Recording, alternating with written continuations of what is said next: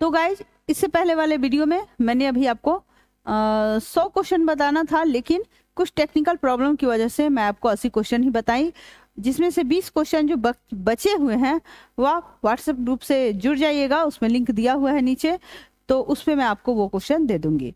आइए शुरू करते हैं एक और वीडियो। इसमें भी काफ़ी इंपॉर्टेंट क्वेश्चन है जो कल के लिए, कल जो आपका एग्जाम होने वाला है उसके लिए काफ़ी इंपॉर्टेंट क्वेश्चंस हैं। इसको ध्यान से देखिए और जितने भी आपके फ्रेंड्स वगैरह हैं, जो भी आपके पहचान वाले हैं, सबको ये शेयर कीजिए और बोलिए उनको जुड़ने के लिए। तो आइए जल्दी चलिए शुरू करते हैं। हम मॉडल सेट है, काफ़ी इंपॉर्टेंट सेट है ये संस्कृत का। चलिए, तो जो भी हैं वो तो पहले आप लोग पढ़ ही चुके हैं। चलिए आइए हम क्वेश्चन पे आते हैं सीधे। पहला क्वेश्चन, भारत महिमा पाठ में कितने पद्य हैं? 4, 5, 7 या 10? भारत महिमा पाठ जो है उसमें कितने पद हैं, बताइए जल्दी। हाँ, आंसर होगा ऑप्शन नंबर बी 5। भारत महिमा पाठ में 5 पद हैं। चलिए अगला देखते हैं क्वेश्चन। अगला क्वेश्चन है, राम प्रवेश राम की कथा किस पाठ में है? पाटलिपुत्र वैभवम, अलस कथा, स्वामी दयानंदा या फिर कर्मवीर कथा? जी हाँ, बिल्कुल सही आंसर दे रहे हैं आप लोग। ऑप्शन नंबर डी कर्मवीर कथा, इसमें राम प्रवेश राम की कथा का वर्णन किया गया है। तीसरा प्रश्न है, राम प्रवेश राम के परिवार में कुल कितने सदस्य थे? 4, 5, 3 या 7? राम प्रवेश राम का परिवार जो था वो एक बहुत ही मतलब दलित परिवार था। ऐसा घर था उनका, ऐसी झोपड़ी थी कि जो सिर्फ धूप से रक्षा करती थी, उनकी बारी से नहीं। काफी गरीब परिवार से थे ये राम प्रवेश राम। तो पूछा जा रहा है कि उनके परिवार में कुल कितने सदस्य थे? 4, 5, 3 या 7? तो इसका सही आंसर होगा option number 4, option number A यानी 4। राम प्रवेश राम, उनकी एक बहन, उनके माता और पिता, बस ये 4 आदमी ही थे उनके परिवार में। चलिए अगला क्वेश्चन है, टंकारा गांव किस राज्य में है? राजस्थान में, मध्य प्रदेश में, गुजरात में या फिर बिहार में? पूछा जा रहा है कि टंकारा नामक जो गांव है वह कहाँ है, किस राज्य में है? तो सही आंसर होगा option number C Gujarat. Gujarat में है ये टंकारा नामक गांव। नेक्स्ट है, स्वामी दयानंद के गुरु कौन थे?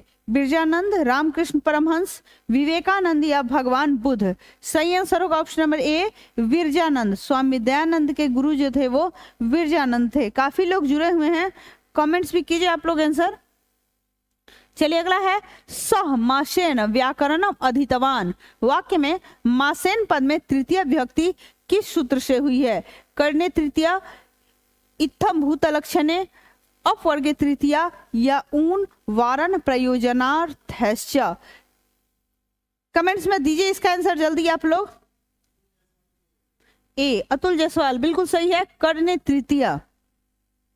चलिए आपका आंसर सही है, करने तृतीया। आइए नेक्स्ट क्वेश्चन देखते हैं। नेक्स्ट क्वेश्चन है, किस कारक में चतुर्थी विभक्ति होती है? आपने पढ़ा है कर्ता ने कर्म को करण से संप्रदान के लिए यानी चौथा, ठीक है। तो चतुर्थी विभक्ति पूछा जा रहा है यहाँ, चतुर्थी विभक्ति। तो क्या होगा आंसर? ऑप्शन नंबर बी संप्रदान कारक। चल अगला है, तिष्ठतु किस धातु का रूप है?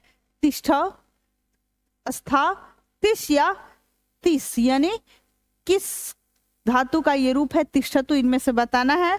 तो इसका आंसर होगा ऑप्शन नंबर बी अस्था। ये मत देखिएगा कि यहाँ तिष्ठतु है तो तिष्ठा लगा दे, नहीं, ये रॉन्ग होगा। नंदिनी प्रिंस सबका बी है, अंश का सबका सही आंसर आ रहा है। चलिए अगला है, तरुणी में कौन सा स्त्री प्रत्यय है? तरुणी में डिंग, डिश, डिंग, डीप या फिर ती, कौन सा प्रत्यय लगा हुआ है तरुणी में? बताना है आपको, बताइए जल्दी इसका आंसर क्या होगा। चलिए इसका आंसर हो जाएगा डिंग, डीप, सॉरी डीप। तरुणी में डीप स्त्री प्रत्यय लगा हुआ है। चलिए आगे देखते हैं, लिख जोड़ घंग से कौन सा पद बनेगा? लिखन, लेखक, लेखक या फिर लेखिका, कौन सा पद बनेगा ये पूछा जा रहा है। तो इसका आंसर होगा ऑप्शन नंबर बी लेखक, लेखक, ठीक है। लिख और घंग से लेखक प्रत्यय बनेगा। चलिए अगला देखते हैं हम। अगला है, गांधी सेतु पुल किस नदी पर स्थित है? सबसे इजी क्वेश्चन, ये तो बच्चे को पता है कि गांधी सेतु पुल जो है वो गंगा नदी पर स्थित है। हाँ, यहाँ पे कोसी नदी पूछ रहा है, सोन नदी पूछ रहा है, गंडक नदी पूछ रहा है। तो गंगा में जो भी नदी मिलती है वो गंगा में शामिल हो जाती है, समाहित हो जाती है। तो सोन नदी और गंडक मिलके कहाँ समाहित होती है? गंगा में शामिल हो जाती है। इसलिए अगर पूछा जाए कि गांधी सेतु पुल किस नदी पर है, तो आंसर हो जाएगा ऑप्शन नंबर डी, गंगा। चलिए अगला क्वेश्चन देखते हैं। अगला क्वेश्चन है, शिष्य का पहला क्षौर कर्म यानी केशों को काटना किस संस्कार में होता है? उपनयन संस्कार, विवाह संस्कार, केशांत या फिर पुंसवन? केशांत यानी केशों का अंत। तो केशों को काटना या केशों का अंत या क्षौर कर्म कौन सा हो जाएगा? केशांत। आंसर होगा ऑप्शन नंबर सी।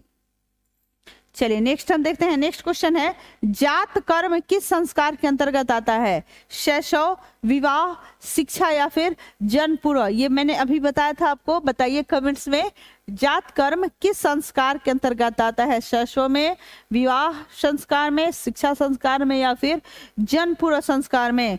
जी बिल्कुल सही, सही आंसर दे रहे हैं आप लोग। ये हो जाएगा शैशव। शैशव अवस्था में जात कर्म जो होता है वो संस्कार किया जाता है। नेक्स्ट क्वेश्चन है, सुलभ कौन है?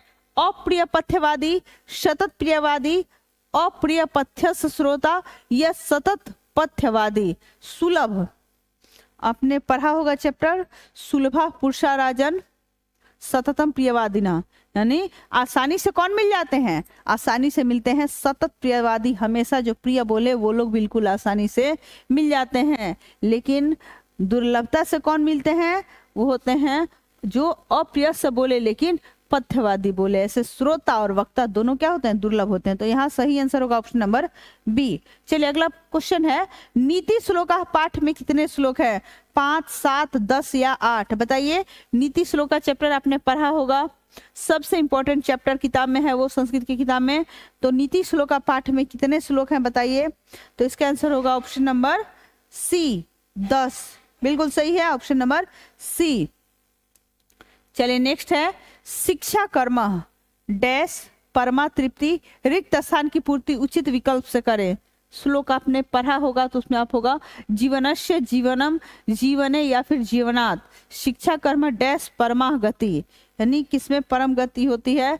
तो आंसर होगा इसका ऑप्शन नंबर ए, जीवनस्य, यानी शिक्षा कर्म होता है वो जीवन की परम गति होती है, परम संतुष्टि उससे प्राप्त होती है। चलिए आगे देखते हैं, स्वामी दयानंद के लिए कौन सा पर्व उद्बोधक सिद्ध हुआ?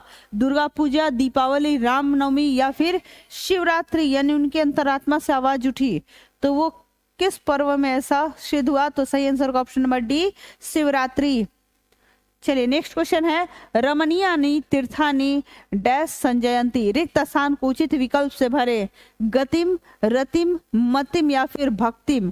रमणीयानि यानी तीर्थानि डैश संजयंती, यहाँ रिक्त स्थान को भरना है। आपके ऑप्शन दिए हुए हैं, बताइए कमेंट्स में जल्दी इसका आंसर। तो इसका आंसर होगा ऑप्शन नंबर बी, रतिम, यानी रमणीयानि तीर्थानि रतिम संजयती संजयंती। चलिए नेक्स्ट क्वेश्चन हम देखते हैं। नेक्स्ट क्वेश्चन है, कर्णभारम रूपक की कथा कहाँ से ली गई है?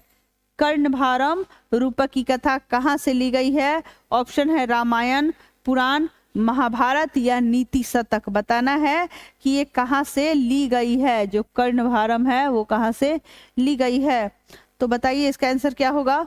इसका आंसर हो जाएगा option number C, Mahabharat. Mahabharat में ही लड़ाई हुई थी कौरव और पांडवों के बीच, जिसमें कर्ण किसकी ओर थे? दुर्योधन की ओर से, यानी कौरव की ओर से। चलिए अगला क्वेश्चन हम देखते हैं।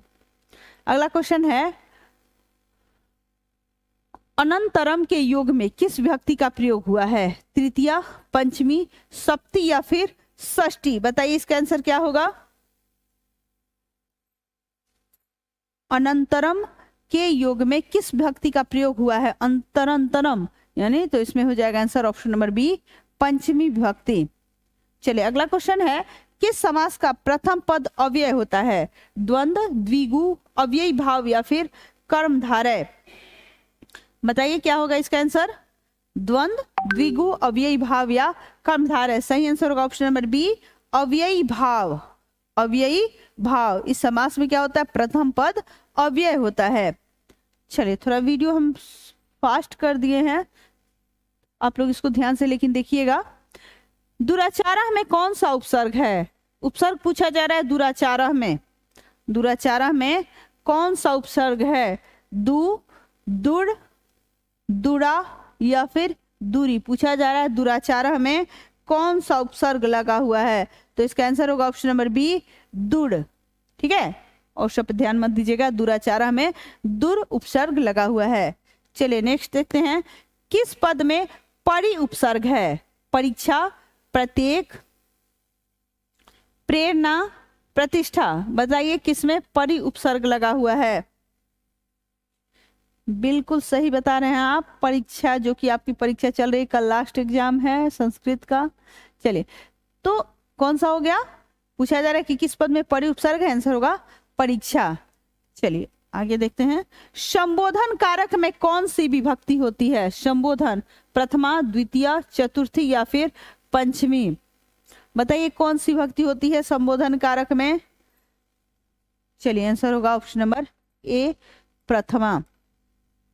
चलिए आगे देखते हैं हम, अगला है नम अव्यय के योग में कौन सी विभक्ति होती है? अभी मैंने ये बताया था आपको ये क्वेश्चन, नम अव्यय के योग में कौन सी विभक्ति होती है? बताइए जल्दी, इसका आंसर क्या होगा? तो इसका आंसर हो जाएगा ऑप्शन नंबर बी, चतुर्थी। नम अव्यय के योग में चतुर्थी विभक्ति होती है। नेक्स्ट है, पिता पुत्रम अभिक्रुध्यति। वाक्य के पुत्रम पद की कर्म संज्ञा किस सूत्र से हुई है?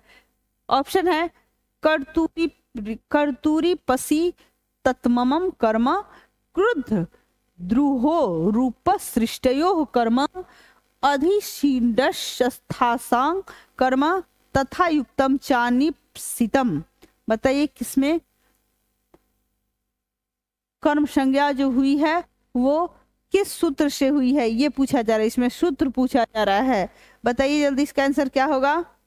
देखिए इसका आंसर हो जाएगा ऑप्शन नंबर बी, क्रुद्ध द्रुहो रूप सृष्टयो कर्म, यानी वाक्य के पुत्रम पद की जो कर्म संज्ञा है वह इसी सूत्र से हुई है।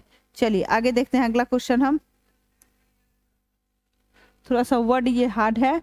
अगला है, तस्मिन किस सर्वनाम का रूप है? तस्मिन किस सर्वनाम का रूप है? पूछा जा रहा है सर्वनाम के रूप के बारे में। एतत, तत, अदस या फिर यत।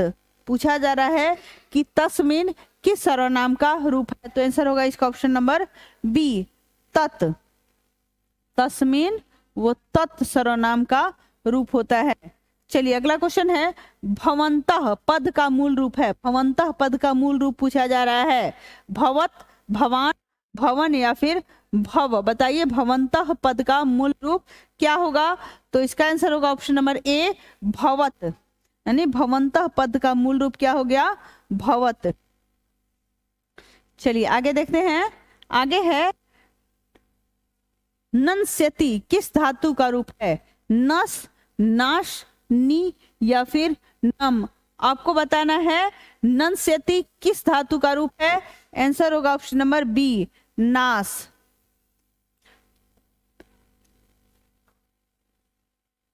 चलिए लाइक कर दीजिए वीडियो को आप लोग।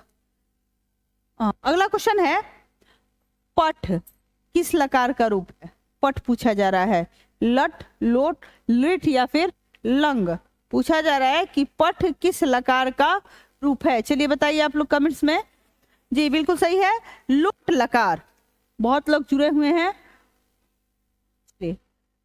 पठ किस लकार का रूप है? तो आंसर क्या हो जाएगा? लोट लकार। आइए नेक्स्ट क्वेश्चन देखते हैं। नेक्स्ट क्वेश्चन है, पा धातु के लिट लकार का रूप निम्न में कौन सा है? पा धातु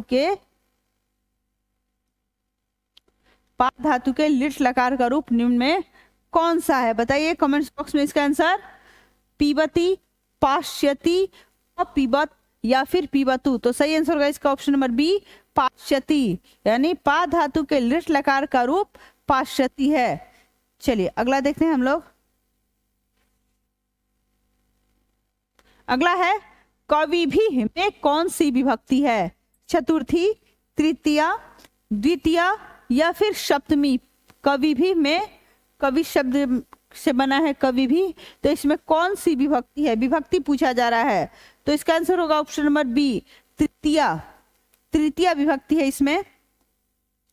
चलिए अगला प्रश्न है, प्रक्ष धातु का लोट लकार प्रथम पुरुष एक वचन में रूप क्या होगा? प्रक्ष धातु का पूछा जा रहा, ऑप्शन है पृक्षेत, पृक्ष, पृक्षन्तु या फिर पृक्षन्तु। बताइए क्या होगा इसका आंसर? पृक्षन्तु या फिर पृक्षतंतु। तो इसका आंसर होगा ऑप्शन नंबर सी, पृक्षतु। ठीक है, यानी प्रच्छ धातु का लोट लगकर प्रथम पुरुष एक वचन में क्या होगा? पृक्षतु। चलिए नेक्स्ट क्वेश्चन देखते हैं हम। नेक्स्ट क्वेश्चन है हमारा, असमान किस शब्द का रूप है? असमान किस शब्द का रूप है? इदम, अदस, अस्मद या फिर युष्मद? बताइए। तो इसका आंसर होगा ऑप्शन नंबर सी, अस्मद। यानी असमान जो है वह अस्मद शब्द का रूप है। अगला है, सिख संप्रदाय के गुरु कौन है? स्वामी दयानंद, गुरु गोविंद सिंह, स्वामी विवेकानंद या फिर रामकृष्ण परमहंस? जल्दी बताइए, हिंदी में भी आइए। सिख संप्रदाय के गुरु कौन थे? तो आंसर होगा गुरु गोविंद सिंह। चलिए आगे देखते हैं हम लोग। अगला क्वेश्चन है, पटना किस शब्द से बना है? पटन देवी, पाटली, पत्तन या फिर पाटन? बताइए किस शब्द से बना है पटना? तो आंसर होगा ऑप्शन नंबर सी, पत्तन। यानी पटना जो है वह पत्तन शब्द से बना है। पत्तन यानी जहाँ पे पानी में चलने वाले जहाज आकर रुकते थे, बंदरगाह बाद में उसको कहा गया, उसको पहले पत्तन कहा गया, तो पटना उसी से बना है। चलिए आगे है, पृथक यानी अलग के भाव में किस कारक का प्रयोग होता है? अपादान, संप्रदान, करण या फिर अधिकरण? बताइए पृथक या अलग होने के भाव में किस कारक का प्रयोग होता है? अभी मैंने आपको बताया था, फिर से ये क्वेश्चन आ गया। चलिए तो इसका आंसर होगा ऑप्शन नंबर ए, अपादान। चलिए अगला है, अनोरनियान महतो महियान। अनोरनियान महतो महियान किस उपनिषद से संकलित है? ईशावास्य उपनिषद, मुंडकोपनिषद, कठोपनिषद या श्वेताश्वर उपनिषद से? बताइए किससे है ये अनोरनियान महतो महियान? चलिए तो इसका आंसर होगा ऑप्शन नंबर सी, कठोपनिषद से। ये श्लोक जो है वह कठोपनिषद से लिया गया है। अगला है, अपावृणु पद का अर्थ क्या है? हटा दें, जाएं, पढ़ें या फिर ध्यान दें? बताइए क्या होगा इसका आंसर? अपावृणु। चलिए तो इसका आंसर होगा ऑप्शन नंबर ए, यानी हटा दे। अपावृणु मतलब हटा दें। चलिए आगे हम देखते हैं नेक्स्ट क्वेश्चन। नेक्स्ट क्वेश्चन है, वहंतः। वहंतः पद का अर्थ है दौड़ते हुए, लिखते हुए, धारण करते हुए या फिर याद करते हुए? क्या होगा वहंतः पद का अर्थ पूछा जा रहा है? तो इसका आंसर होगा ऑप्शन नंबर सी, वहन करते हुए या धारण करते हुए। वहंतः पद का अर्थ क्या हो गया? धारण करते हुए। चलिए नेक्स्ट क्वेश्चन हम देखते हैं। नेक्स्ट क्वेश्चन है, सर्वत्र अव्यय में कौन सा प्रत्यय है? तसिल, तल, थाल या फिर त्रल? पूछा जा रहा है कि सर्वत्र अव्यय में कौन सा प्रत्यय है? तसिल, तल, थाल या त्रल? तो इसका आंसर हो जाएगा ऑप्शन नंबर डी, यानी त्रल। सर्वत्र अव्यय में कौन सा प्रत्यय पूछा जा रहा है? तो ये क्या हो जाएगा? त्रल। चलिए आगे है, किस पद में तल प्रत्यय है? देखिए यहाँ पूछा जा रहा है कि किस पद में तल प्रत्यय है। प्रत्यय पूछा जा रहा है देवत्वम और निपुणता, सर्वदा या फिर ज्ञाता? बताइए क्या होगा इसमें आंसर? तो पूछा जा रहा है तल प्रत्यय, तो आंसर हो जाएगा इसमें निपुणता। निपुणता में तल प्रत्यय लगा हुआ है। चलिए आगे देखते हैं। क्वेश्चन नंबर 43 है, तुमुन प्रत्ययांत पद निम्न में कौन सा है? तुमुल प्रत्ययांत। पहला है अधेयितुम, अधीतः, अध्ययनम, अधीत्य। बताइए इसमें पूछा जा रहा है कि तुमुन प्रत्ययांत पद निम्न में कौन सा है? जल्दी बताइए इसका आंसर। चलिए इसका आंसर हो जाएगा ऑप्शन नंबर ए, अध्येतुम। तुमुन प्रत्यांत पद पूछा जा रहा है कि कौन सा है? तो आंसर हो जाएगा अध्येतुम। अगला है, वक्तव्यम में कौन सा प्रत्यय है? वक्तव्यम। ऑप्शन है यत, अनियर, न्यत या फिर तव्यत? बताना है वक्तव्यम में कौन सा प्रत्यय है। तो इसका आंसर हो जाएगा ऑप्शन नंबर डी, तव्यम। वक्तव्यम में तव्यम। चलिए आगे देखते हैं हम। आगे है, दक्षिण भारतीय संस्कृत लेखिका कौन है? शीला भट्टारिका, राम भद्राम्बा, देव कुमारिका या फिर सभी? पूछा जा रहा है कि दक्षिण भारतीय संस्कृत लेखिका कौन सी हैं। आपके चैप्टर में, बुक में ये चैप्टर है संस्कृत साहित्य लेखिका, उसी में से ये क्वेश्चन है। दक्षिण भारतीय संस्कृत लेखिका इसमें कौन है? तो इसका आंसर क्या होगा? शीला भट्टारिका भी हैं, राम भद्राम्बा भी हैं, देव कुमारिका भी हैं। तो सही आंसर होगा ऑप्शन नंबर डी, यानी सभी। अगला है, विजय भट्टारिका किसकी रानी थी? चंद्रादित्य, कंपन राय, याज्ञवल्क्य या फिर अच्युत राय? किसकी पत्नी थी विजय भट्टारिका? बताना आपको। चलिए, तो इसका आंसर हो जाएगा option number A, Chandraditya. Chandraditya की जो रानी थी उसका नाम था विजय भट्टारिका। चलिए, अगला प्रश्न हम देखते हैं। अगला प्रश्न है, धाविका में कौन सा प्रत्यय है? चाप, टाप, डाप या फिर उंग? बताना है कि धाविका में कौन सा प्रत्यय लगा हुआ है। चलिए, तो इसका आंसर हो जाएगा ऑप्शन नंबर बी, यानी टाप। धाविका में पूछा जाए कि कौन सा प्रत्यय है तो आंसर क्या हो जाएगा?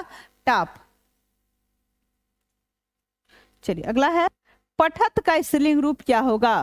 पठत का स्त्रीलिंग रूप क्या होगा? पठती, पठंती, पठन या पठितवान? बताइए, पठत शब्द का स्त्रीलिंग रूप क्या होगा?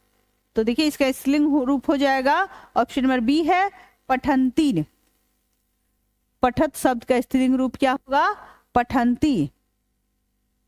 चलिए, आगे है, धन्यास्तु का संधि विच्छेद क्या होगा? धन्यास्तु का संधि विच्छेद इसमें पूछा जा रहा है कि धन्यास्तु का संधि विच्छेद क्या होगा? धन्य प्लस अस्तु, धन्य प्लस आस्तु, धा प्लस अस्तु या फिर धन्या प्लस अस्तु? बताइए, इसका आंसर क्या होगा? इसका आंसर हो जाएगा ऑप्शन नंबर डी, धन्या प्लस तु, यानी धन्यास्तु। चलिए, आगे देखते हैं। अगला प्रश्न है, अन्यच्च में कौन सी संधि है? अन्यच्च में कौन सी संधि है? स्वर है, व्यंजन है, विसर्ग है या फिर यन है? चलिए, बताइए आप लोग कमेंट्स में कौन सी संधि हुई है यहाँ पे। चलिए, सही है, आंसर हो जाएगा ऑप्शन नंबर बी, व्यंजन। अन्यच्च में व्यंजन संधि हुई है। चलिए, तो आप लोग क्या करेंगे, जल्दी जल्दी इसको मतलब ध्यान से देखिए, क्योंकि इसी में से आपका कल के एग्जाम में क्वेश्चन पूछा जाएगा, और जल्दी आकर इससे मतलब आप लोग जुड़ते जाइए। वीडियो को ध्यान से देखिए।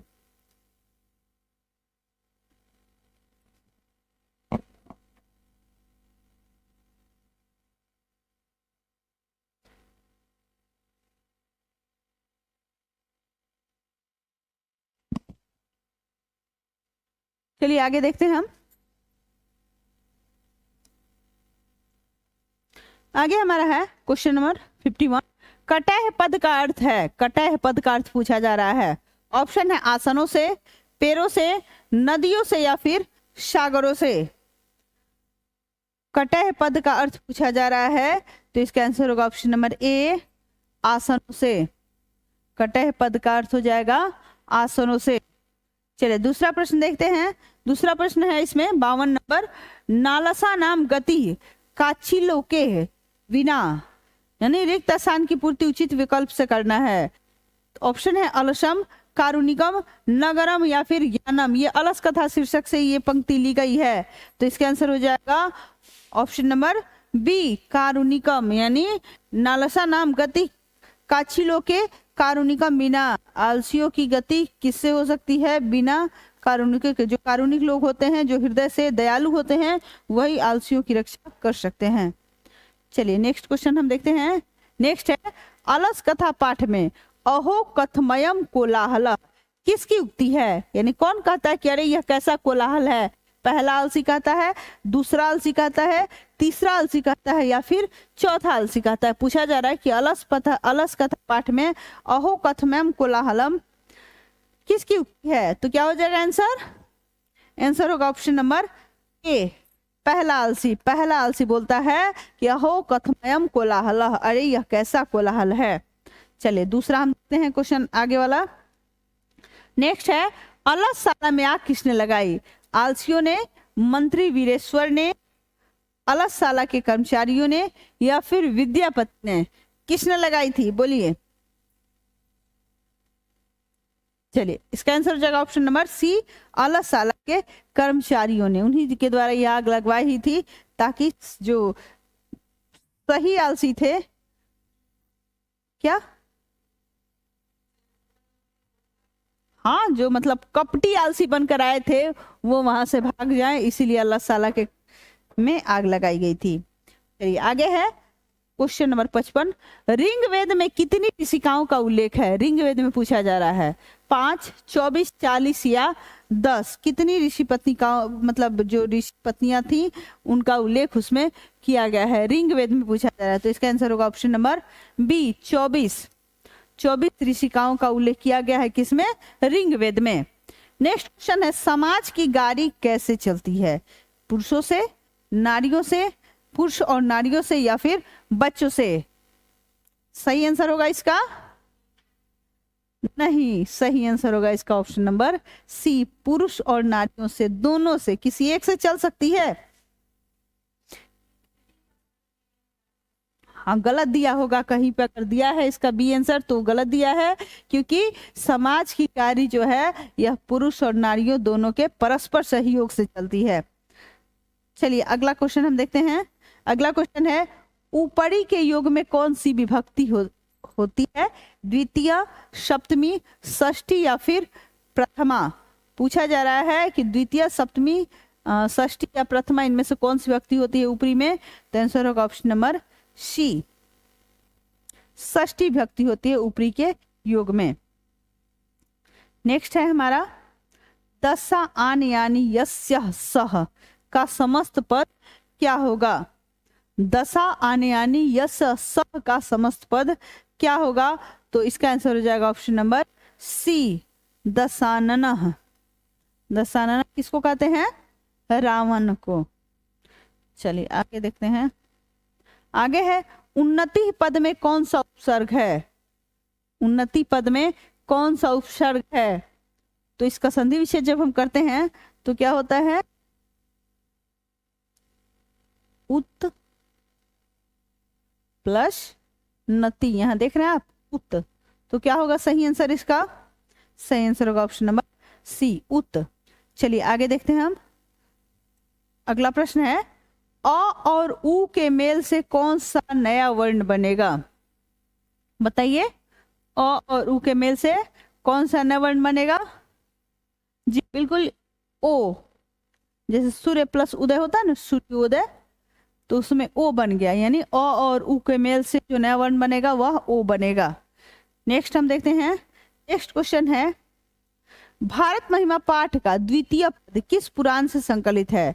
विष्णु पुराण, भागवत पुराण, नारद पुराण या फिर गरुड़ पुराण? पूछा जा रहा है भारत महिमा पाठ जो है बुक में, उसका द्वितीय पद किस पुराण से संकलित है?